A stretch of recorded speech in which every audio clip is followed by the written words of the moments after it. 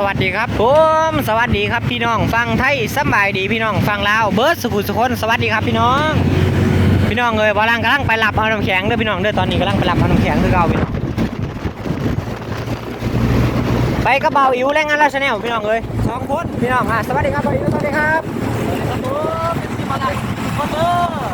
พี่น้องตอนนี้บาลังกำลังเดินทางไปเอาน้ำแข็งพี่น้องเด้อชีวิตแรงงานลาวเห็นงานอยู่ในประเทศไทยพี่น้องกัน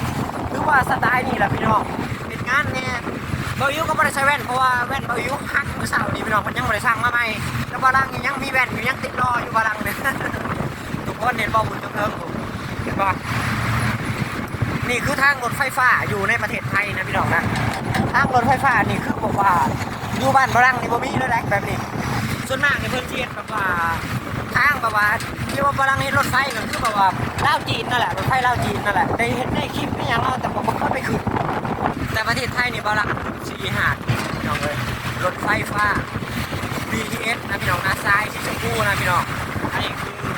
เบิ้งสังเกตบนตมอีกง่ายแล้วพี่น้องเลยตมอยู่ในประเทศไทยตมเสาแบบว่าข้างรถไฟฟ้านะพี่น้องครับว่าตอนแรกบาลังบริหูนะว่านี่ประเทศเพื่ออย่างมันคือเทปแรกงงกันในมึนตึ๊บเลยนะเห็นกับป้าตัวแปลกหูแปลกตาเพราะว่าอยู่สปปลาววันเขามันบ่มีเด็กพี่น้องเด็ก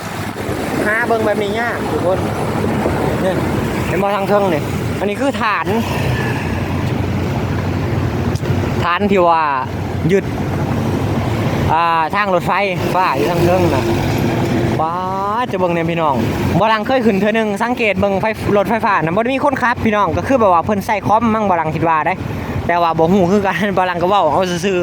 เพราะว่าบาลังก็ไม่มีข้อมูลนี่ทางข้างบาลังนี่สิเป็นรถแท็กซี่นะพี่น้องนะรถแท็กซี่สีเหลืองนี่พี่น้องมีแอร์เย็นเจี๊ยบคันใหม่ๆเลยพี่น้องเลยแท็กซี่อยู่ในประเทศไทยเนี่ยพูดขนาดกับแท็กซี่หลายพี่น้องเลยความอำนวยแบบว่าสิ่งอำนวยความสะดวกของประชาชนบ่ว่าคนไทยบ่ว่าต่างชาติบ่ว่าต่างดาวแรงงานลาวเหตุงานอยู่ในประเทศไทยคือบาลังกะสามารถใช้บริการได้ขอแค่แบบว่าอยากไปไสก็บอกแท็กซี่อย่างสิเพราะว่าอยู่ไทยคือแบบว่าไปไสก็สะดวกสบายไปไสก็มาง่ายไปง่ายจังซี่นะทุกคนนะนี่คือประเทศไทยประเทศที่เจริญแล้วพี่น้องเอ้ยอยู่สปปลาวบ้านบาลังนี่ยังบ่มีแบบนี้มีกับแท็กซี่บางเทื่อกับแท็กซี่เถื่อนแท็กซี่ยังมีเบิดแหละแบบนี้อยู่ทางบ้านบาลังแต่ว่าอยู่พี่น่ะเจ้าโกงแม่คนนี่คือตำรวจเพิ่นจับเลยได้คันเพิ่นแจ้งมาปุ๊บเนี่ยเจ้าโกงเพิ่นจังซี่เพราะว่าเจ้าบ่ได้เฮ็ดตามระเบียบกฎหมายเพราะว่าบ้านเพิ่นระเบียบกฎหมายบ้านเมืองเพิ่นมีและก็เข้มขัดและก็ดีอะไรบ้านประเทศไทยนี่ถือว่าสุดยอดนะบาลังสำหรับพลังประเทศมาเลยทุกคนนี่เนาะป้ายรถเมล์นี่บ่ทุกคนป้ายรถเมล์นี่สิเป็นป้ายทางบอกไปหันไปนี่ตู้ไปรษณีย์ทุกคนมีเบิดโอ้ยสอนบ้านเพิ่นเด้ออันนี้เป็นบอลขายไอติมเลยพี่น้องเด้แม่นบอลนี่ไอติมเลยนี่กระแลมมันบาลังห้องกระแลมทุกคนแต่พี่น้องทางไทยเพิ่นห้องไอติมทุกคนแก้วบ่ได้แพงดอกแก้วละ20 บาท25 บาท30 บาทประมาณนี้แหละพี่น้อง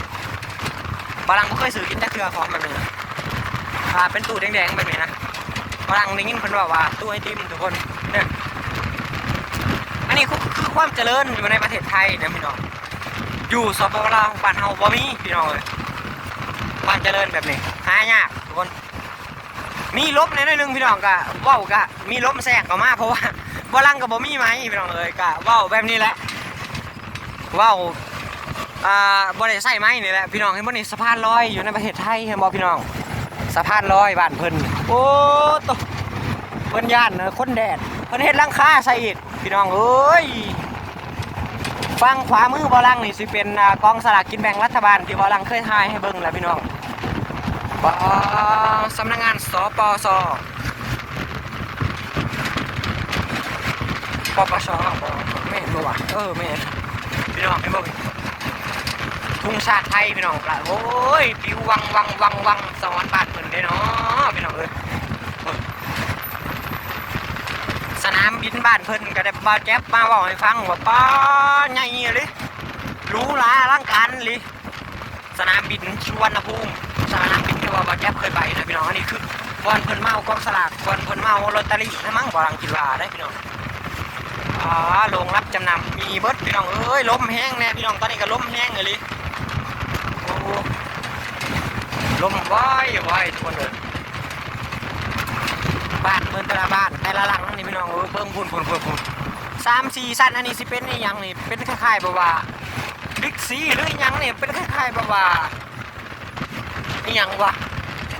แมคโครป่ะมีของสดมีนั่นมีหมดทุกอย่างด้วยโอ้บาลังกับบ่เคยเขาจะเกลือเลยพี่น้องเคยเขาจะเซเว่นกับเคยเขาแต่โลตัสแล้วก็ไปห่างไปยังนี่แหละก็ถือว่าครั้งแรกได้เดี๋ยวนี้ตั้งแต่เมื่อบ้านมาวังหันก็ยังบ่ได้ไปห่างจ้าเกลือพี่น้องเลยว่าอยากไปอยู่บ่มีเวลาไปเพราะว่าห่างก็บ่ได้ไกลบอลบาลังเห็นงานก็ใกล้ๆอยู่พี่น้องนั่งรถแค่10 บาทพี่น้องก็ไปหอดแล้วทุกคนนี่นั่งรถ2 แถวแบบนี้แล้วนี่ไปนี่ทุกคนในวันนี้รถ2 แถวท่าน้ำนนท์จะมีแบบว่าเขียนป้ายบอกได้ทุกคนป้ายไปท่าน้ำนนท์ทุกคนแท็กซี่อันนี้ฟังนี่ท่านนี่จะเป็นไฟแดงสนามบินน้ำด้วยพี่น้องเด้อโอ้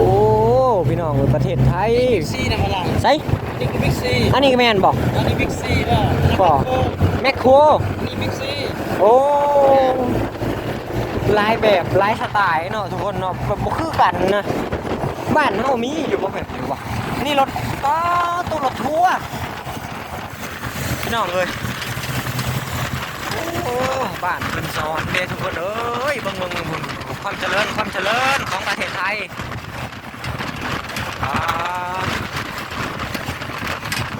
บ้านนี้จะเป็นปั๊มน้ำมันทุกคนปั๊มน้ำมันโอ้อลังการงานสร้างภาคไทยพี่น้องประเทศไทยเดี๋ยวเบิ่งแนวหุ่นบอลังกะขอโทษขอให้หลายๆด้วยเป็นเริ่มมีเสียงล้มในหนึ่งเพราะว่าบอลังก็ไม่มีไม้ทุกคนเลย ไม่มีไม้ก็เลยต้องแบบว่าใส่แบบนี้ทุกคนนี่เป็นมาทางเทิงนะสิเป็นสะพานลอยนะพี่น้องนะสะพานลอยทุกคนตู้ใบชะนีมันมีมัดทุกคนรถเมล์ไฟฟ้าทุกคนนี่รถเมล์ไฟฟ้าแมนปะวะจักแมนจักบ่แมนเด้อว้าวเอาชื่อนี่แหละพี่น้องสำหรับคลิปนี้ฝากกดไลค์กดแชร์ฝากกดติดตามให้บ่าวหลังเลยพี่น้องเด้อบ่าวหลังที่ได้รับหน้าที่การพี่น้องเอาน้ำแข็งก่อนคนสำหรับคลิปนี้ฝากกดไลค์กดแชร์ฝากเป็นกำลังใจให้นุ่มเล่าคนนี้พี่น้องสำหรับคลิปนี้ขอกล่าวคำว่าสวัสดีครับผมสวัสดีครับพี่น้อง